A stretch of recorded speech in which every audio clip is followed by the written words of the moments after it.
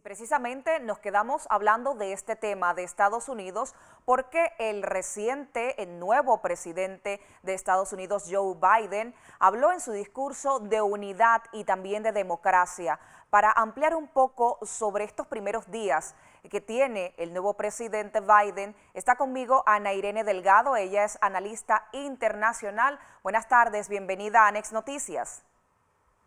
Buenas tardes, un gusto estar aquí con ustedes. Saludos a toda la audiencia que nos escucha y que nos ve. Buenas tardes. Bueno, y precisamente escuchábamos hace poco acerca de varias órdenes ejecutivas, las primeras que firma el presidente Joe Biden. ¿Hacia dónde podrían ir estos primeros días? Se habla mucho de esos 100 primeros días de este nuevo gobierno.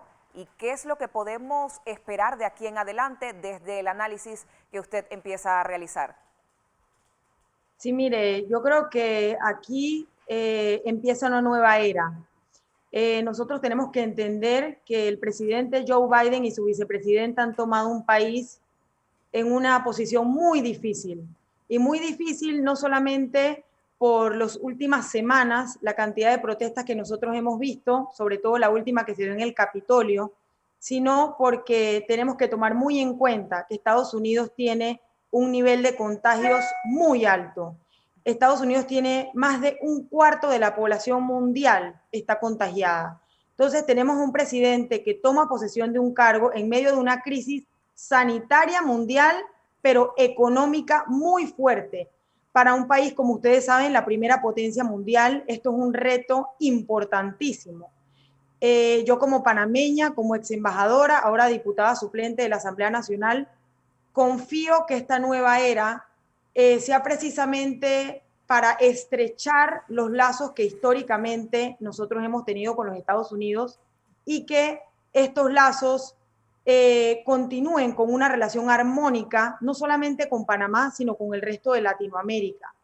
Yo aquí sí tengo que ser muy franca en decirle que he visto muy de cerca las acciones que ha tomado en su primer día como presidente de los Estados Unidos, el día miércoles. Ya el día siguiente, el día jueves, él hizo cambios que dan un impacto a nivel mundial muy importante. Yo le voy a mencionar solo algunos de ellos. Nosotros vemos cómo él ingresa nuevamente a el Acuerdo de París, es decir, que el tema del cambio climático va a ser una prioridad en su gobierno, incluso antes de haber tomado posesión, ya nombró a un enviado especial, Kerry, como secretario especial de cambio climático. Eso es un aspecto que es totalmente opuesto a la vista que tenía o a la visión de políticas públicas que había implementado en los últimos 4 años el presidente Trump.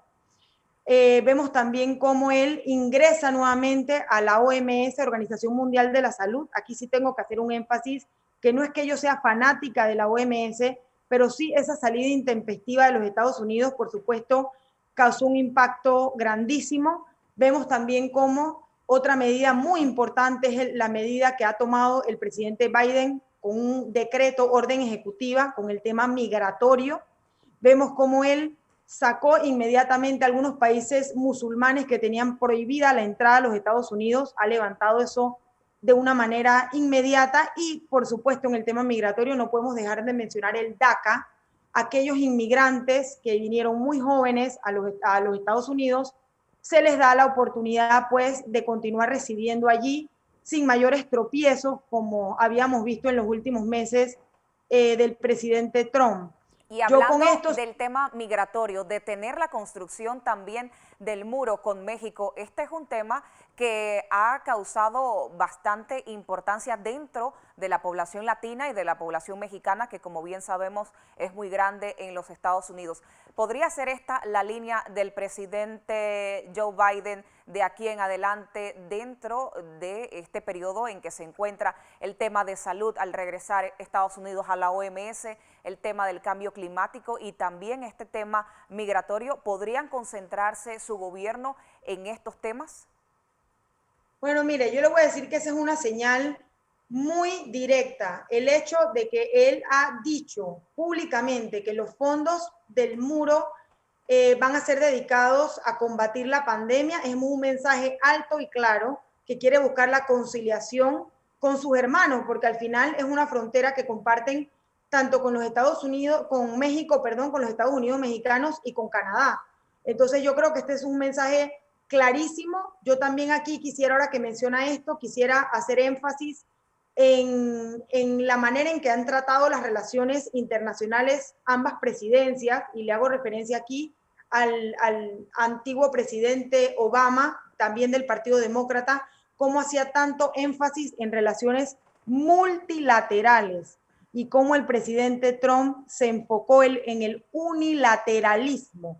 Es decir, en los últimos 4 años nosotros vimos cómo el presidente Trump dejó a un lado a sus aliados de la OTAN, organización que casualmente Estados Unidos fundó, cómo dejó un poco a un lado sus aliados de la Unión Europea y trató de enfrentar todas las crisis diplomáticas y políticas de una manera directa, sin buscar y olvidarse de estas alianzas. Y aquí, por ejemplo, yo quisiera mencionar y hacer énfasis como un expresidente americano que yo le tengo gran admiración, el presidente Roosevelt, que durante la Segunda Guerra Mundial, cuando Estados Unidos estaba en una de sus crisis más importantes, cómo empezó a cerrar alianzas con el Reino Unido, con Latinoamérica, precisamente para enfrentar estos problemas. Entonces yo creo que aquí vamos a ver políticas totalmente opuestas. Es una percepción que tengo solo de lo que escuché durante su campaña, durante los 2 meses de transición como presidente electo, y estos 2 últimos días yo he estado analizando todos los nombramientos que ha hecho dentro de su gabinete. Ha hecho énfasis notorio en las minorías. Yo tengo como panameña aquí decirles que estoy muy orgullosa de una funcionaria, entiendo que en el sistema de salud o transporte, que va a ocupar un cargo muy importante dentro de la administración Biden-Harris, y no solamente ella, sino otros minorías étnicas, afroantillanas, minorías asiáticas. La propia vicepresidenta es de un origen asiático, afrodescendiente, la primera mujer. Entonces yo creo que él aquí ha tomado acciones que son muy opuestas a lo que vimos en los últimos 4 años. Aquí la gran pregunta es, ¿qué va a pasar con Venezuela? Yo vi un mensaje del presidente, el líder venezolano Maduro, en donde le dice, esperamos que las relaciones ahora con Estados Unidos cambien o mejoren. Lo mismo con el tema de Cuba, que nosotros vimos tanto avance con Cuba durante la administración, los 8 años de Barack Obama. No nos olvidemos que en esa administración fue vicepresidente el actual presidente Biden.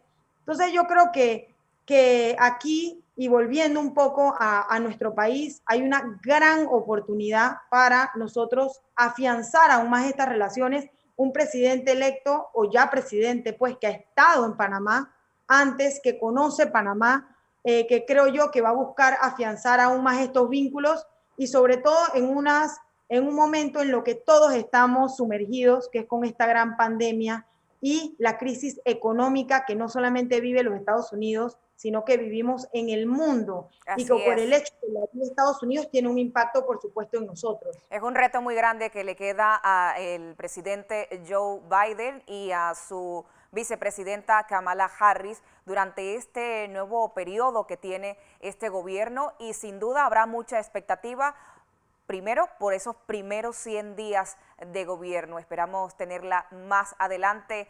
Ana Irene Delgado, analista internacional, porque es un tema muy amplio que podemos discutir también más adelante. Esperemos que lo podamos hacer. Gracias por estar con nosotros. Gracias a ustedes. Buen fin de semana. Gracias.